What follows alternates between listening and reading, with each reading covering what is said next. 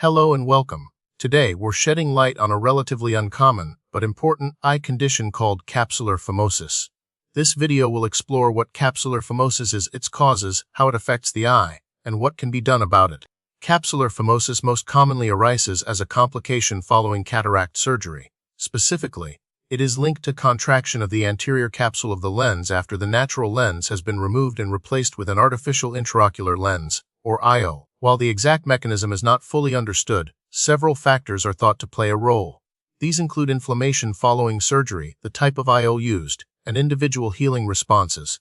Poorly controlled diabetes, uveitis, and pseudoexfoliation syndrome are other conditions that can increase the risk of capsular phimosis after cataract surgery. Let's delve into the pathophysiology. After cataract surgery, the remaining lens capsule intended to support the IO undergoes a natural healing process. In capsular phimosis, this healing goes awry. Fibroblasts, which are cells responsible for producing collagen, become excessively active within the anterior capsule. This leads to the excessive production of collagen, causing the capsule to contract and shrink.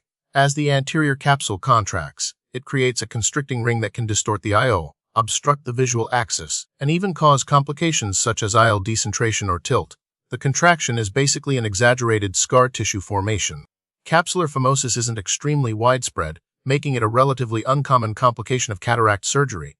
The precise incidence rates vary, but studies suggest it occurs in anywhere from less than 1% to around 10% of cataract surgeries, depending on factors like surgical technique, IOL type, and patient health characteristics. Risk factors like diabetes and uveitis can skew these numbers, so keep that in mind. The signs and symptoms of capsular phimosis can vary in severity. Initially, patients might experience a gradual decline in vision or a change in refractive error. Other symptoms include glare, halos around lights, or a general feeling of blurry vision.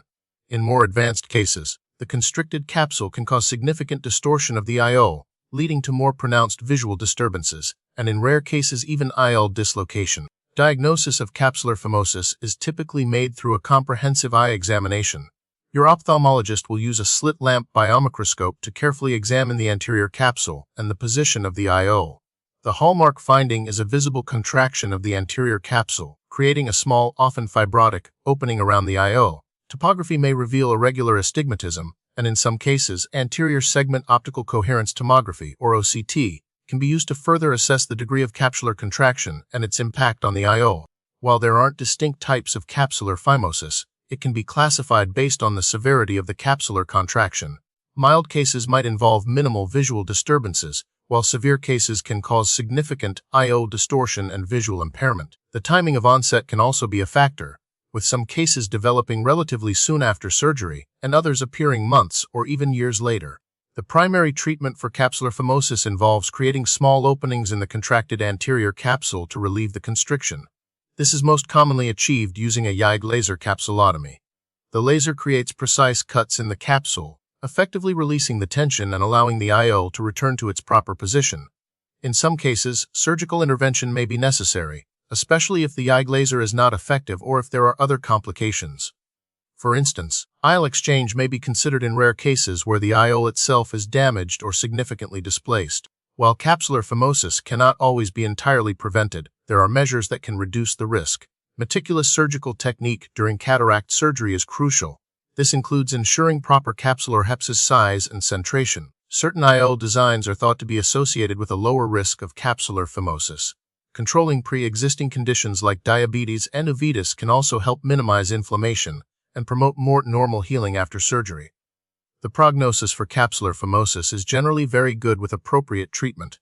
YAG laser capsulotomy is typically a quick and effective procedure, and most patients experience a significant improvement in their vision. Recent research focuses on refining surgical techniques and IOL designs to further minimize the risk of this complication.